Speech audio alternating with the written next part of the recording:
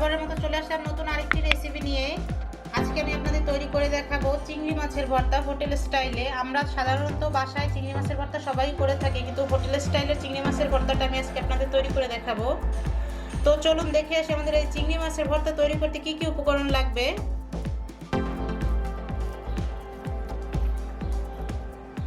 চিংড়ি মাছের ভর্তা তৈরি করার জন্য প্রথমেই আমি এখানে পেঁয়াজ দিয়ে দিচ্ছি 1.5 কাপ পরিমাণ।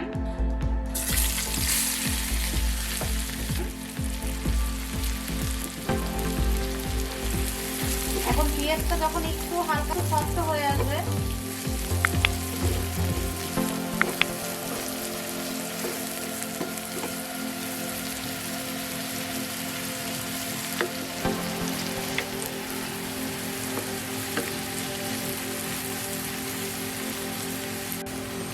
এ পর্যায়ে আমি আদা কুচি দিয়ে দেব 2 টেবিল চামচ পরিমাণ,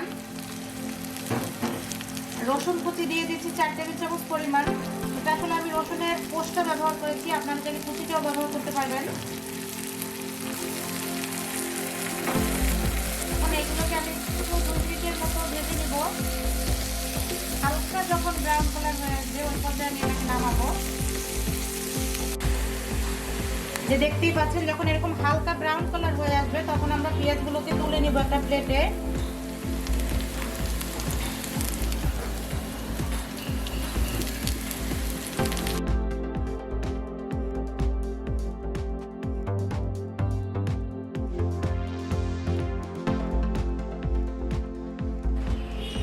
এই একই প্যানে প্রথমে আমি 2 টেবিল চামচ সরিষার তেল দিয়ে পেঁয়াজ রসুন আদাটাকে ভেজে নিয়েছি।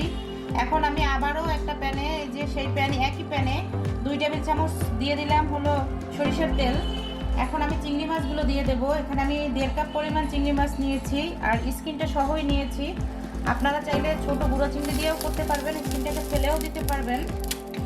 তো আমি এখন এই তেলের ভিতরে চিংড়ি মাছটা দিয়ে দিচ্ছি।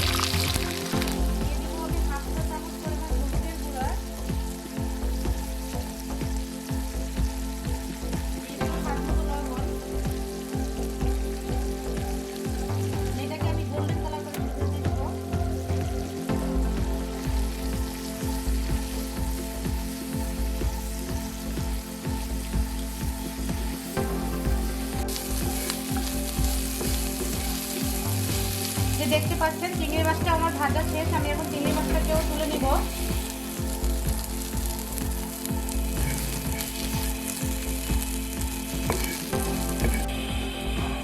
যে চিংড়ি মাছটা ওঠানোর পর একই প্যানে আমি কিছু শুকনো মরিচ দিয়ে দিলাম। এটাকেও আমি একটু কালারটা চেঞ্জ হয়ে আসা পর্যন্ত একটু ভেজে নিব।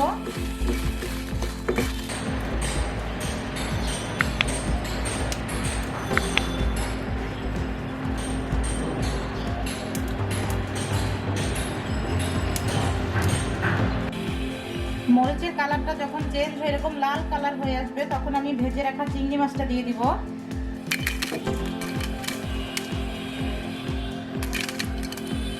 যে পেঁয়াজ রসুন আদাটা ভেজে রেখেছিলাম সেটাও দিয়ে দিব।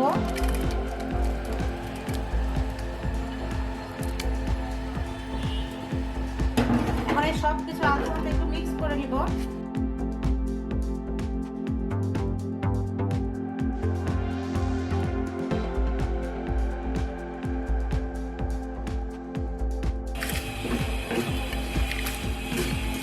যেটা আমার মিক্স করা শেষ, এখন আমি এটাকে পাটায় বেটে নিব। আমার যেটা মনে হয় যে ভর্তা জিনিসটা একটু পাটায় বাটলে স্বাদটা এর বেশি হয়।